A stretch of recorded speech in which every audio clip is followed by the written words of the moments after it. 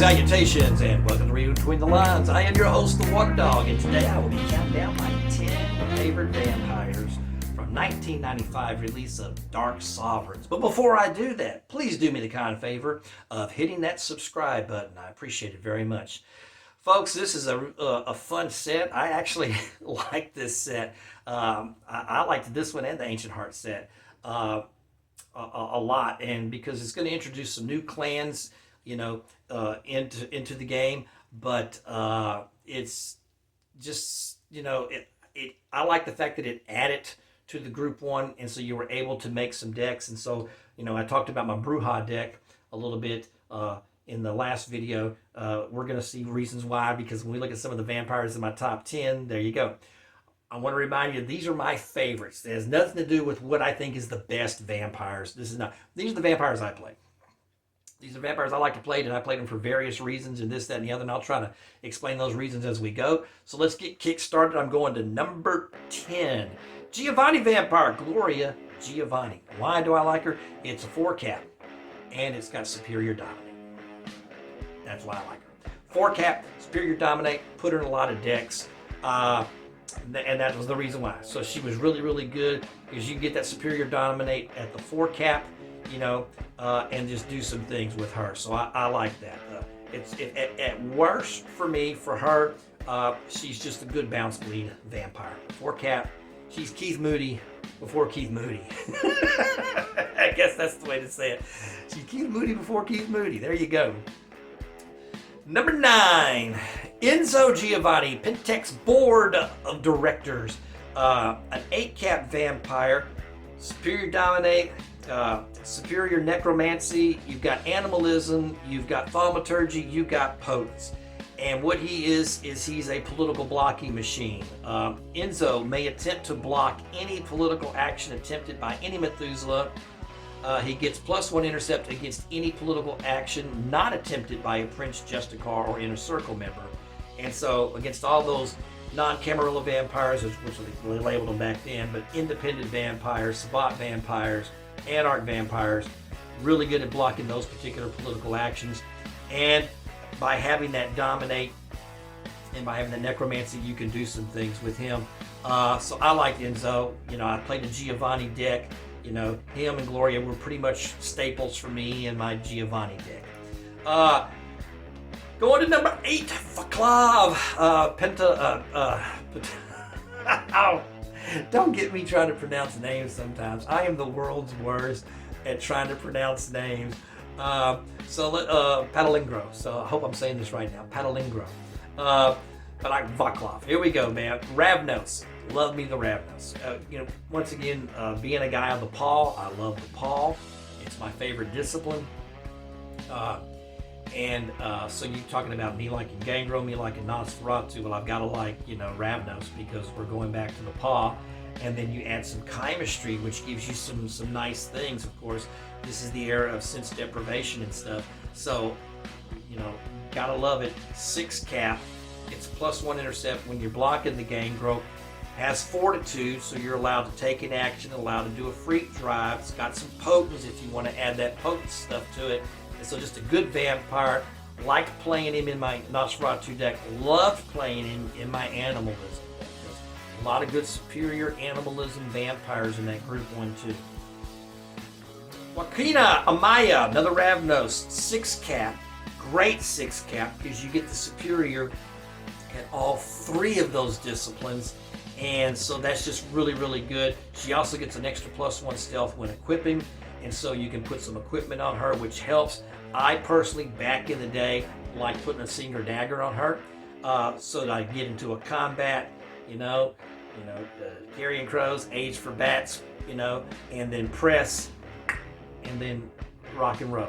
I kind of like doing that back in the day, you know. But she goes right into hand-in-hand. What's good, you know, Animalism discipline. What can I say? I am a man of the paw. Going back to my Bruja stuff, here's another great vampire. This one is a prince. Like I told you, you know, we talked about Turavan last time. They made up for that. Now they don't give her the presence. But man, you still got that potence and you got that celerity at Superior. But now you've got Superior Dominate. And so now you can govern down. being able to govern down to get Enzo out is gravy. And so with the Prince, your second tradition, you're blocking. If the block fails, you just send that bleed on down with a deflection. And just great vampire. So I love her at the 6th spot. So guess what I'm going to take at the 5 spot? It's Donald O'Connor.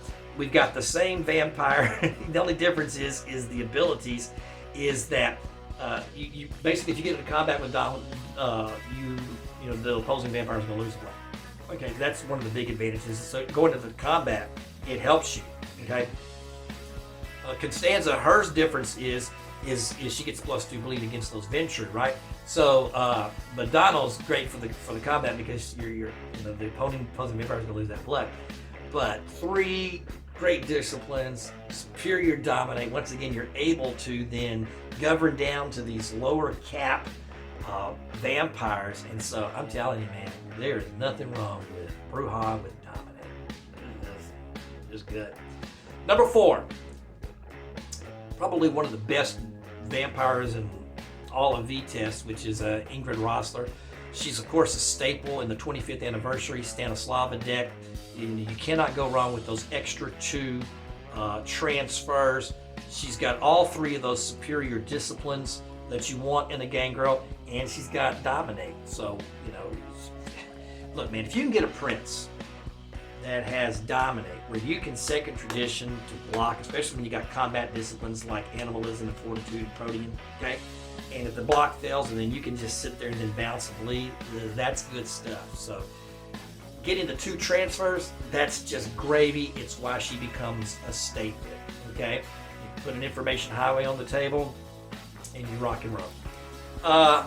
Number 3, Stanos Lava. Stanos Lava is just one of the queens of the game. Of course, with Dark Sovereigns, you do get introduced to the inner circle. So you get these 4 vote vampires, but she is probably the best of them all because you get the superior dominate. And by having the superior dominate from her, where you're able to then, move that down, it's great. And the other thing is that retainers employed by a minion opposing her, they lose all of their abilities, and allies can't block her. So allies cannot block her is such a big advantage. Okay, so Carlton, okay, all those Emerald Legionnaires that want to block, So allies cannot block her, which is really, really good. And of course the +2 bleed.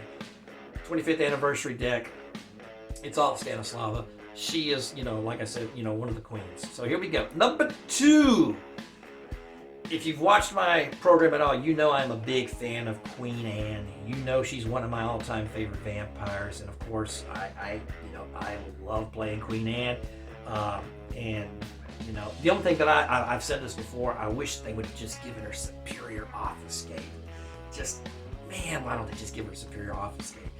But that being said, you got a +1 bleed vampire who's got superior dominate, who's got obfuscate. We're talking about a Ventru with obfuscate. So now it's a lot easier to get those vote actions off because you can govern down, unlock with your fortitude, call a referendum, okay, unlock after the referendum, okay, scouting mission bleed, okay. You can do all of these things with her, and so she's just a very, very, very good vampire. Being a Prince, second tradition falls into play, and so she really helps that Ventru voting machine that I like to play. And like I said, I played a lot of Ventru voting machine decks, and that is because the number 1 vampire, my favorite one, which is Erica, she was just so good. I mean, you're just so good.